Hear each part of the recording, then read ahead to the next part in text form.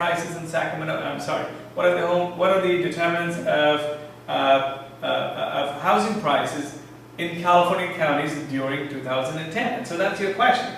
And then you want to provide a statement or two about the hypothesis. Okay. So a hypothesis is an informed statement. It is a conjecture.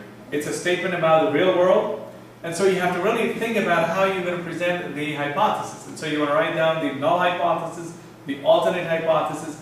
So one can say that house prices are not related to crime, foreclosures, permits, population density, coastline, so on and so forth. And then in the alternate you can say that crime, population density, and the other variables, they have a positive or a negative effect in terms of cause and effect with the housing prices. So you want to think about how do you want to construct the hypothesis in terms of the null and the alternate. And then the next section talks about methodology. And so in the methodology section, you want to state in very clear terms where did you get the data from. And so you got the data, in this case, in California rent statistics, what are the variables that you've selected, for which year did you select the variable, was it for the county level, the city level, the state level, or the census tract level. And so tell me as much as you can about the manner in which you've got the data. And so you want to write the methodology section in so much of detail that if anybody else reads it, he or she can just follow your outline and be able to get the data from California RAM.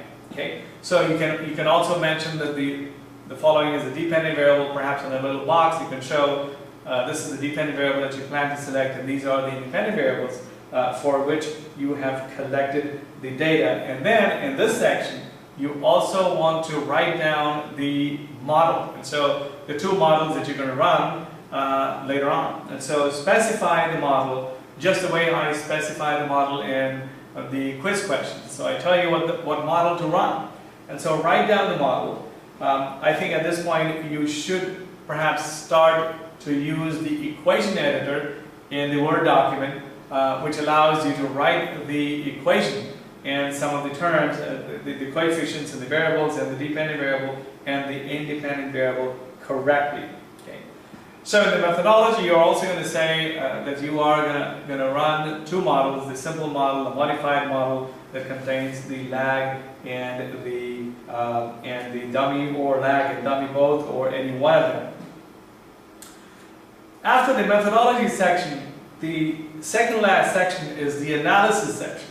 This is perhaps the most important part of the project, and it is quite heavily weighted. It's almost half of the total points in the project.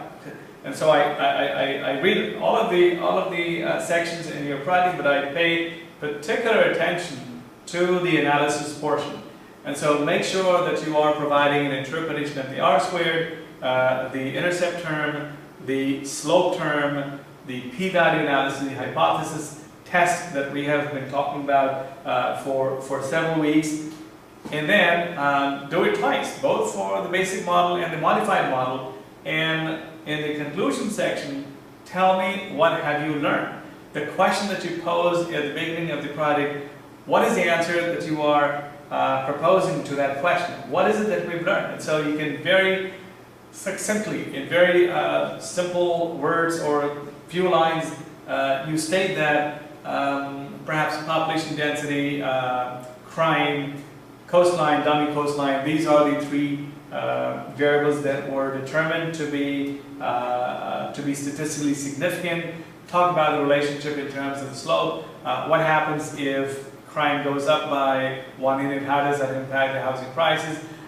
If population density is significant, then tell me what would happen if population density increased. How will it impact the housing prices? And so provide some neatly written, succinctly written statements about the model results and what it tells. Okay? And so once you've done that, that is your conclusion. You have to report your findings as succinctly as possible in a few lines, And then after that, make sure that you provide me with a list of references, the articles that you've used for citation, any other data source, and then as an appendix, make sure that you include a copy of these statistics on a spreadsheet, just the way you did it for homework 3. Okay?